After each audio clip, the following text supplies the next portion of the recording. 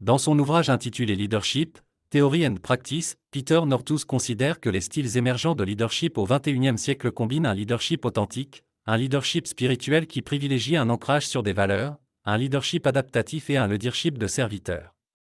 Sujet de cette vidéo.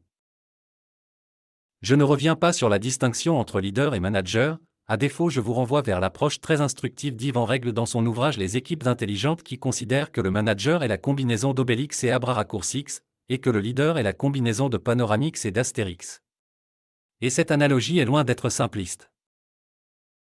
Être au service de ses collaborateurs est une approche qui peut dérouter et sembler bien hérétique pour un leader, y compris en ces temps de désengagement d'un « commande et contrôle ». Il faut alors aborder cette approche comme une philosophie de vie, comme le préconise Greenleaf.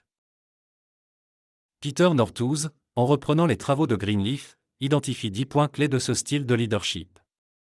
Des qualités d'écoute, d'empathie, de pleine conscience, de persuasion mais aussi de prévoyance, d'accompagnement du bien-être des collaborateurs, la capacité à conceptualiser, l'engagement dans le développement de ses collaborateurs, et enfin un bâtisseur de communauté. Robert Greenleaf explique que deux rôles sont souvent perçus comme antithétiques dans notre culture, le serviteur qui, en agissant avec intégrité et esprit, construit la confiance, élève les personnes et les aide à grandir, et le leader qui est digne de confiance et qui façonne les destinées des autres en les devançant pour montrer le chemin. Je cite ici une étude de McKinsey de 2017, après la stratégie, les unités agiles suivent le plus souvent 4 pratiques stables liées au processus et aux personnes, l'esprit entrepreneurial, le leadership partagé et serviteur, des méthodes de travail standardisées, et une communauté cohésive. Les managers attendent l'engagement de leurs collaborateurs, mais quid des déclencheurs de cet engagement?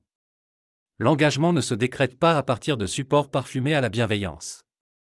Le leader doit donner envie, montrer au quotidien son intérêt pour ses collaborateurs, les accompagner.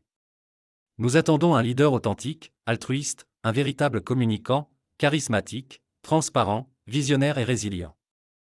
Ce sont les traits identifiés par Shinsky-Mathuzon dans son ouvrage Magnetic Leader. Construisons notre propre force d'attraction, sans tomber pour autant dans le piège de la sursocialisation, en primant le nombre de suiveurs sur sa propre efficacité au quotidien. Je conclus avec une citation de Peter Senge. Pendant de nombreuses années, je disais simplement aux gens de ne pas perdre leur temps à lire tous les autres livres sur le leadership managérial. Pour le véritable leadership, lisez Greenleaf.